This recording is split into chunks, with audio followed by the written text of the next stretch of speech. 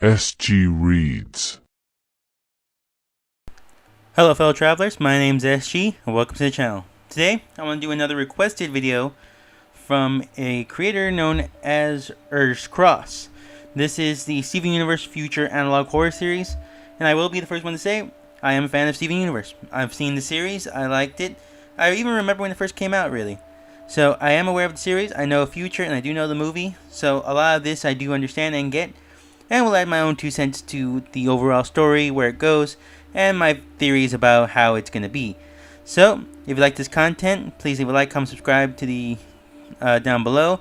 Please go to the original creator too. Leave them a like, comment, subscribe. Season 2 just started a couple days ago, and they are really good, so please do go check it out.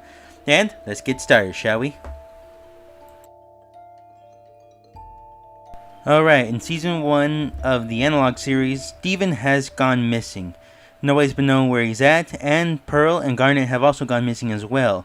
We don't know exactly where Amethyst is, but we do know that she is with Greg at the very least, Steven's dad. But at the same time that Steven's gone missing along with the gems themselves, it seems that there is a creature attacking in Beach City. We don't really know what this creature is about, but he has been mauling people. One of the well-known ones is Ronaldo. He seems to have gone missing, and Petey seems to be looking for him, making video documentation about where he is, along with his last known podcast where he's at. As we know that he was attacked with a bite taken out of him, and his body was taken to a coroner, or should we say Connie's mom, for investigation, where he did come back to life, but more as like a zombie kind of thing, with the ability to still think though. From there we do know that she is safe, even though she was bitten. He acts more like an animal at this point, going into a whole movie series, if you will, about what's happening here. In the event that it is not infectious, the bite does not affect other people along the way, more if he is just the only infected, as far as they know. But they have put out an issue of warning to anybody at Beach City to make sure they don't get hurt. The next victim we do know to come out of this is Jenny, one of the girls that works at the pizza parlor along the way. We do know that she went missing because she was thinking about leaving town altogether because of her fear of something out there in the woods. We do know that she was later found on, right along Marty, who was also mauled by this same creature at an abandoned mall. We do get this idea that they are now looking for him, with the idea that Amethyst has told them that he's looking for a person named Kevin. Well, not Amethyst, but it's more along the lines of Jasper. She seems to know what's going on because she was visited by this creature, and she can confirm to this group, consisting of Petey, Connie, Stacy, Sour Cream, and Lars, that they are in fact Steven. He has turned into this creature, and they want to believe that this creature is mindless, that he has just turned into some sort of rampaging monster. But we do know from little hints here and there that that is not entirely true. But for now, we'll continue on with the story. There he's looking for Kevin because he feels that that is the source of his wrath. We do know that he does feel sort of threatened and was kind of picked on by Kevin in the series as a main whole. We then find out what happened to other gem characters such as Peridot, Lapis, and Bismuth. It turns out that they were also quickly taken care of by this Steven creature. Specifically, Peridot and Bismuth themselves seem to have killed by this creature. We also do know that in Gluttony that he is currently looking for both Lapis and Bismuth. And in the video Lust, we do see their final stand against the creature that Steven has become, giving this hint that there is no way they can fight it, leading into kind of this debate between the diamonds, what's going on and what's happening. And we do get a full perspective from Pink Diamond's gem as a whole, from White Diamond herself, explaining what's happening, but we'll get to that a little in the further future from right now. But for now, we'll get to the beginning phases of Season 2. We do know that there is a reborn phase. He's now taken out most of the gems. Now the gems themselves are being eaten by the Steven monster, as we've seen in the season finale. For what purpose, we don't know. But for now, we're going to leave it at that, going into this more of this ideology that the Steven monster has taken over. episode 1 acting more as a recap of what's happened. The reasoning in his mind is that they all feel like they betrayed him at some point. Why that is, again, we'll talk about that in a minute. But going into episode 2, Servitude of season 2, which brings in Pink Diamond's original Pearl, her original servant, which is kind of being the next victim of the Steven creature. But is she going to be devoured by him, or is she going to work for him? Going back into this abusive phase that they were having together between Pink Diamond and this Pearl before in the past. And I do feel that's more of the lean way we're going to see throughout the rest of the series. So for now, that's what we got. This is just my brief rundown of the whole series as a whole. But for now, I do think that you should go check out the original series. I will leave links down below in both the description and, of course, in the comment section to the first 2 seasons. Please check them out. They're really interesting, very fun, and they do keep you interesting while at the same time respecting the source material, offering a new perspective on the main story while at the same time keeping to the story as we know it. So, let's get on, shall we? Now, one thing I will note is that I do love that this series does add a different perspective on the abilities of Steven, because as we've seen with Ronaldo, that it does make them still pink, immortal creatures, but in this sense it turned him to kind of a zombie. While at the same time, you could tell he's still talking, still keeping some of his common sense, and it's more like he just can't control himself, just showing the darker take on the abilities that he did to Lars in the main series. But I do like the animation as well, that this isn't just showing pictures at some point. Sometimes the images are moving, allowing you to actually visualize what's happening in the overall video for the most part. A very unique and very different take that we've seen in other analog horrors, so that's just another aspect that I did really appreciate about this series as a whole. It's very interesting, very fun, and very imaginative. It does have a lot of heart to it, and I can appreciate what the extra mile that people go to make this. I do really like it, and I feel that it does have a long way still to go, allowing a mix of medias to come in and do its own thing, while at the same time still paying respects to the original series, altering certain ideas, and even twisting certain in-canon universe storylines to make this as a whole. So for the most part, I really do like the direction they went visually and storytelling-wise. Now, if we're going to talk about who the narrator is, there is one specific one, but we keep switching from perspectives for the most part. Like for the first few episodes, we do get Petey being the one because he's searching for Ronaldo, but then we get a couple times where it's Kevin, then we get Connie, and for the last one we get Pink Diamond's original Pearl, and even sometimes we get Kevin as a perspective as well. But the one thing that we can say is that there is a watcher watching all this. There is somebody kind of perceiving all this and is taking down this notification of it all. And that has to be the Steven monster.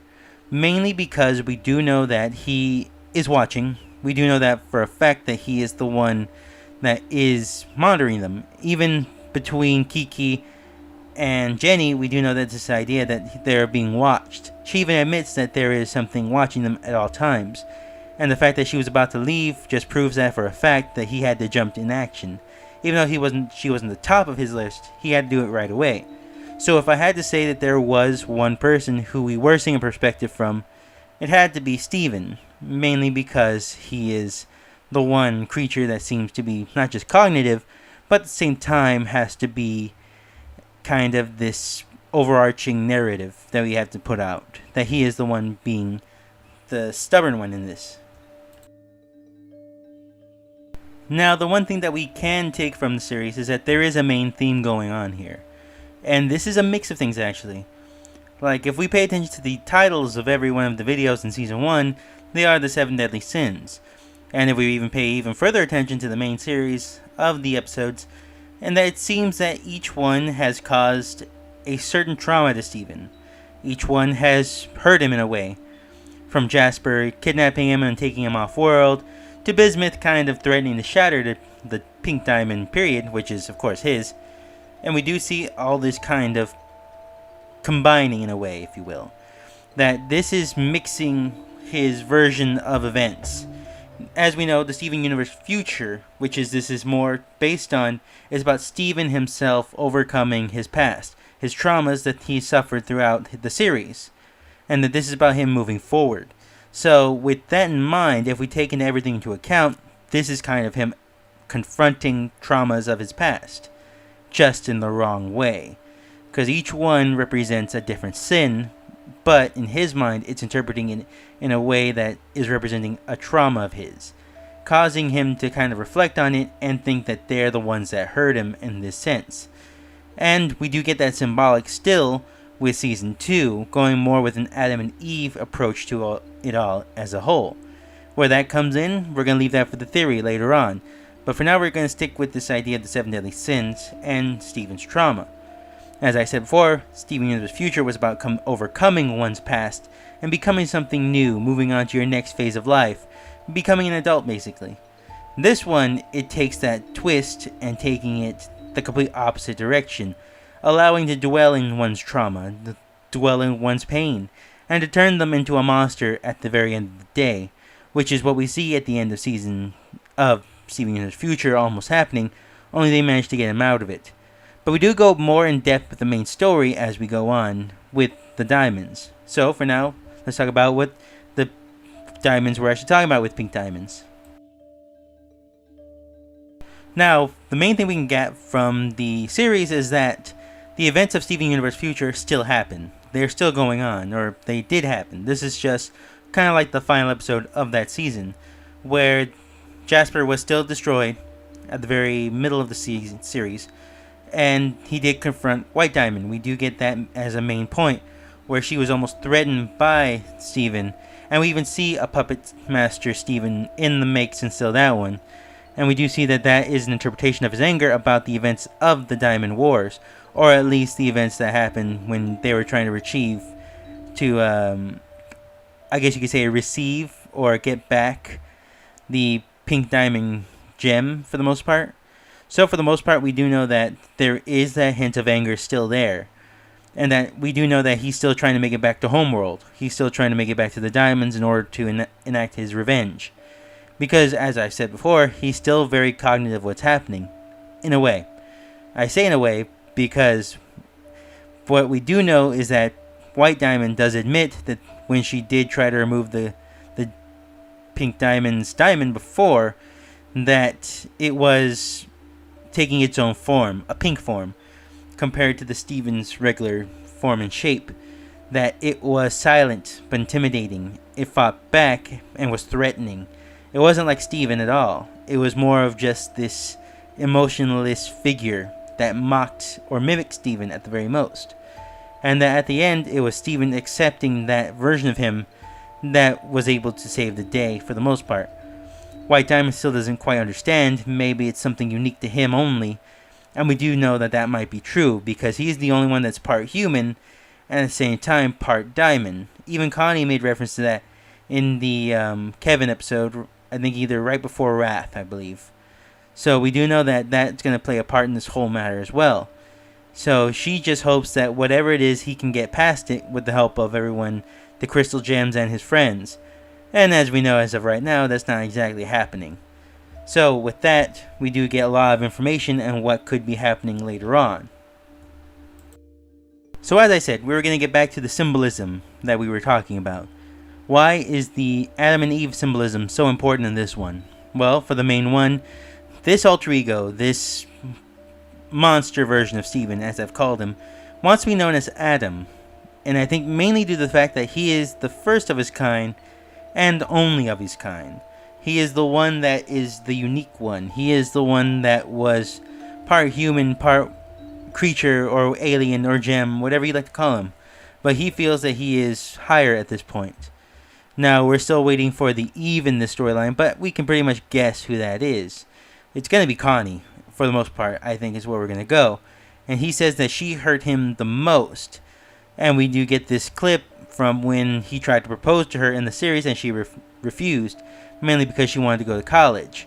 So, with that in mind, I think the one thing that he will do to her, that he's done to all the gems at this point except for the ones he's crushed, he's going to fuse with her, turning her and mixing in this idea of kind of a punishment towards her and at the same time fulfilling not a fantasy of his, but at the same time fulfilling a prophecy of his.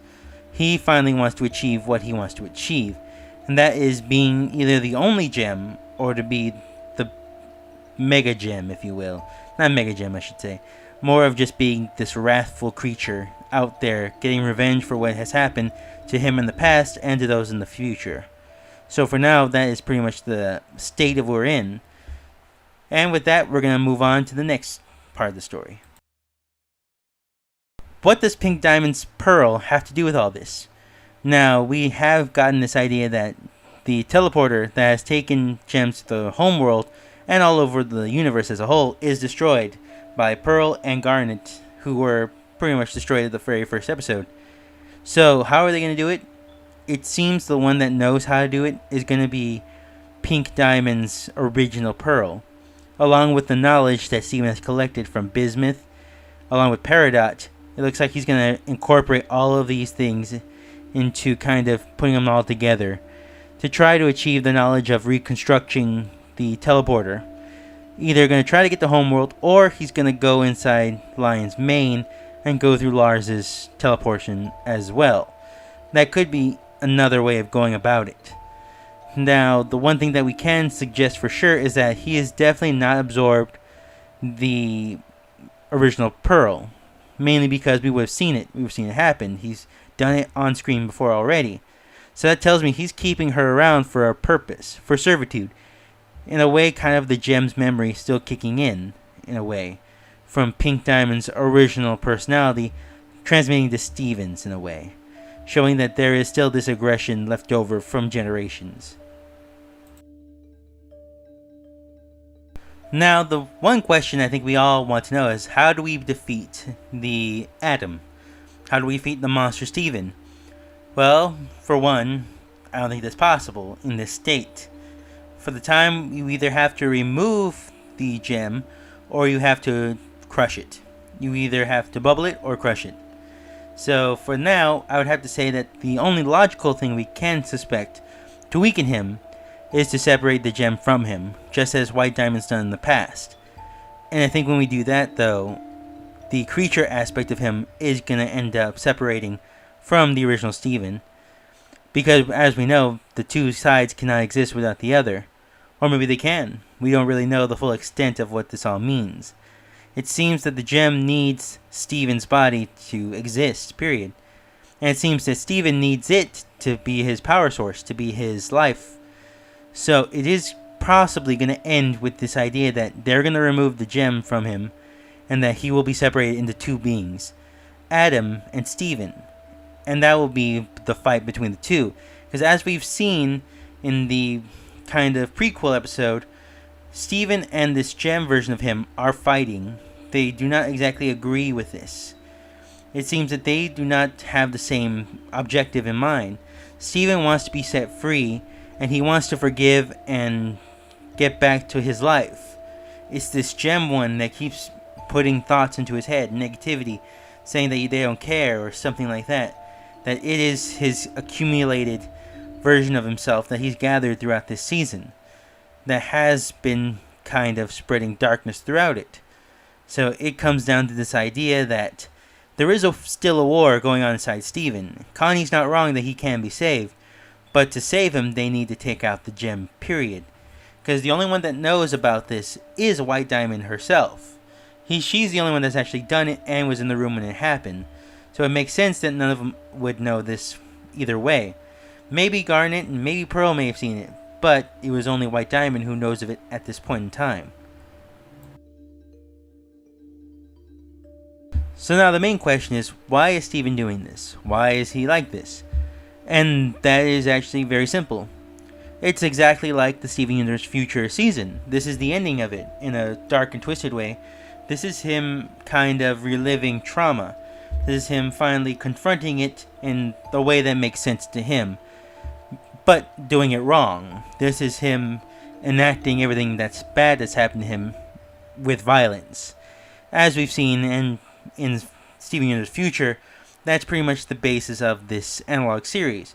This is what happens when you let your baser instincts, your anger, your hatred, and let everything that has bad happen to you compile onto you. And letting it be this sort of creature, turning you into your worst self, turning you into a monster. And that's what Steven has happened to him. He has let this version of him fall so down into its depths that there is no light at the end of the tunnel, as far as he knows. He knows that this isn't him, this isn't what's happening, but the gem itself has compiled all the human emotion in all this. And that's, I think, what White Diamond was getting at. This isn't normal for a diamond. I mean, yeah, Pink Diamond was naturally aggressive before in the past, but I think for the most part that this is going to be a mix of things. It's not only that he is a diamond, it's that he's a human, and it's the human emotion side of him that is affecting the diamond side of him, while at the same time it's the diamond side of him that's affecting the human side of him. And when you get all these negative emotions, all these compiled emotions throughout his years, it just acts up in the worst way possible, turning him into something that he knows he's not, but something that he's willing to be. Somewhere deep inside, he's willing to be this. So, that's why he's doing this. That's why we see it from what it is right now. That's the point of this analog series. It's his anger and anxieties, while at the same time, his hatred has suddenly become what it's always been, a monster. Alright everyone, I think that would be about it. This was a really good analog series. There's a lot of other theories that can go around, like maybe they could take out Steven's diamond and use Spadel's side to completely erase the memory and put it back. We don't really know the effect it would have on Steven. Maybe turn him into an infant. Maybe it would make him kind of revert back to the way he was, and we don't really know. But I think that is definitely something that we can think about. I don't really have the evidence to back that one up though, but it is an interesting idea. So, I hope you guys enjoyed this video. Please leave a like, comment, subscribe down below if you did. Please go check out the original content creator. I'll leave a link to their videos down below. And yeah, I hope you guys enjoy, and see you next time. Have a great one, and thanks again for watching.